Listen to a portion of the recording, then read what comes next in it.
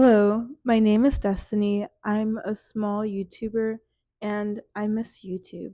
YouTube, I miss you. On today's video, I guess it's one of those videos that you see in your feed every 6 to 8 months. Maybe you don't have a YouTube channel and you really want to start one and you're like in 2026. Or you have one and you have less than 100 subscribers. You probably see it in your YouTube feed every 6 to 8 months. Somebody that has less than 100 subscribers talks about how good their life is without subscribers and then they blow up. That's not the intent of today's video. I've posted with less than 100 subscribers and I stopped posting because maybe I got discouraged and wanted to blow up and be famous. But that's not what I really want anymore. I miss YouTube and I miss posting because of the art of it. Now, recently, the word on the street, maybe I should not try to be cool, but the word on the street is that people on Instagram, TikTok, and any other platform you can think of, they try too hard to look like an influencer.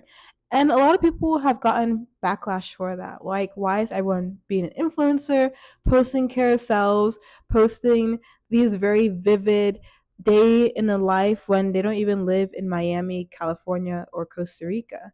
However, I think there's a key piece that everyone's missing. Most of the people that are posting like they're influencers are in their 20s. And being in your 20s is a pivotal time. It's not just about fitting in, but it's really about finding out who you are.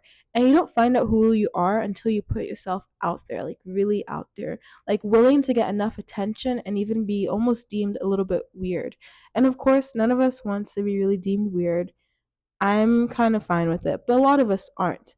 However, in posting in your 20s, that is the most prime time because when you're 30, your parents are going to look at you like, what are you doing? Your friends that are more successful than you are going to be like, what is going on?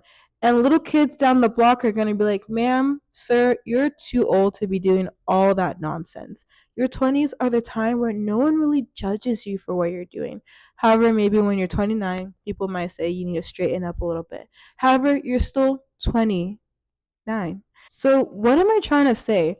Recently, I was on YouTube and I saw this woman talking about how when you're in your 20s, that's when your body looks the most banging, or whatever you want in life, that's kind of when you have it the most. Of course, you probably don't have the most money, but I'm pretty sure a lot of us scrap together our few dollars, go to Miami, Costa Rica, California. I guess I really like these places since I keep listing it. Where else can people go?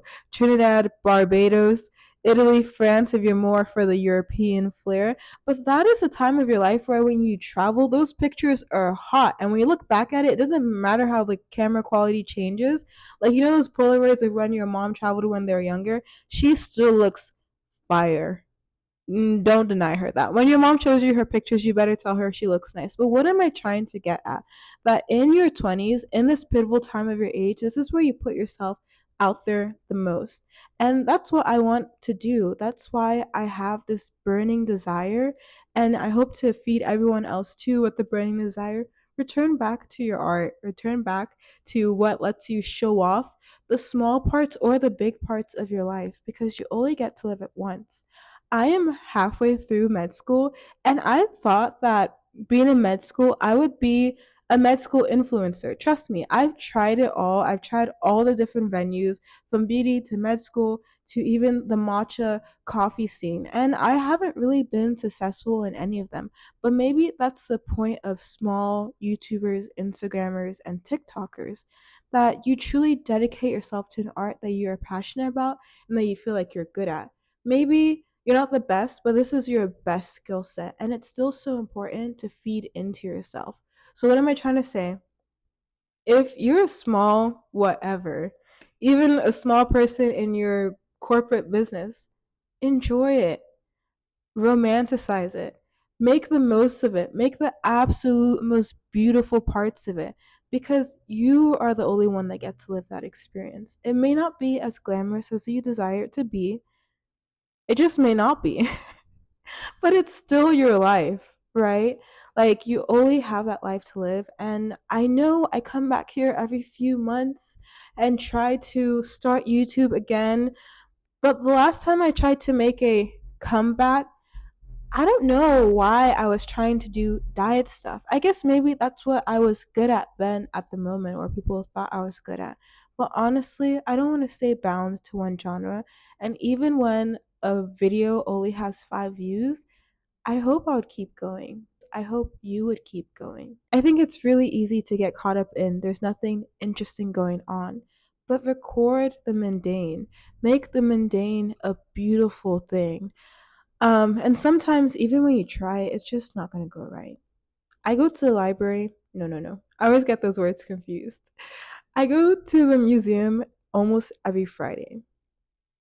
And I never really take pictures, or sometimes I take one.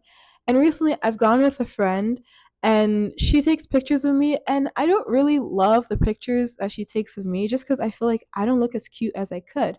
But I love taking pictures of her and that she loves them. But also, I love that people join me in this mundane part. What I'm trying to say is, and I keep saying that, for so long, I've been doing this craft of going to the museum on a weekly basis by myself. And if we're looking at things such as followers and subscribers, I finally gotten at least one follower.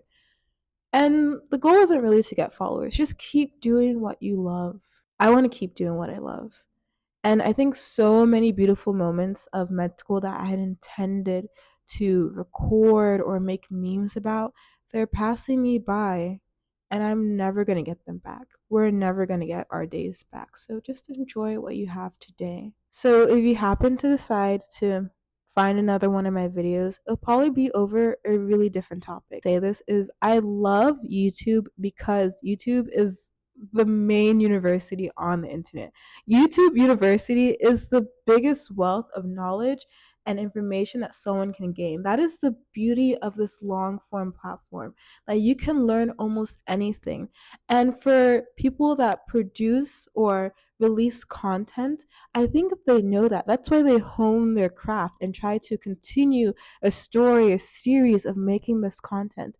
However, for me, maybe I'm just bad at staying at a series and I want to provide people with lots of long form things that I dabble in because in reality, our life isn't always one sector. Sometimes it is the beautiful art of dabbling. This platform is truly unique in that you really get the opportunity to continue to receive more information about the same thing in a way that gives you really tangible steps. Let's take, for example, the literacy epidemic. Now, YouTube has been harking on this for at least the past 6 months. There was a time that I saw an article or a YouTube video that looked like a virtual article about why we need to read more. And I hadn't read it. I saved it in my watch later. And the other day, I finally watched something, a completely different video that was posted a week ago about a girl talking about how the literacy system or education system in the United States was quite poor compared to the Caribbeans.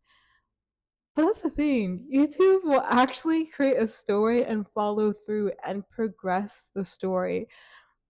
Short form doesn't. Short form will always kind of give you the same tidbits, the same information about the same thing at the same point, and it's kind of hard to really grow. So, if you're losing faith in YouTube as well, I would say keep posting, keep developing your skill, and keep showing people what your skill is because people want to grow. That is what YouTube is for. So, people that want to grow or even argue in your comment section. And that's one thing I'm going to say about arguing in the comment section. If you don't have any subscribers, honestly, at some point I have 52 and somehow I'm now on 51. I'm not mad at the person that left to like make sure that I'm following content that actually aligns with me. So if it's content that just doesn't align with them, that's cool, no problem. The heart of what I'm saying is that if you have a smaller channel where there aren't as many people to critique you, it is so good because you don't have to face as many of the negative comments and you can truly enjoy growing and creating content. And when you do grow and some people want to give their not so positive feedback, you can of course use that to get better. So enjoy the process of being a small YouTuber, and honestly, even if I haven't posted in the past 4 months and this is completely different from what I posted last time, I'm really happy that YouTube gives me the space to just show up. Now, I don't have that much else to say, but thanks for watching and have a beautiful and productive day. Bye.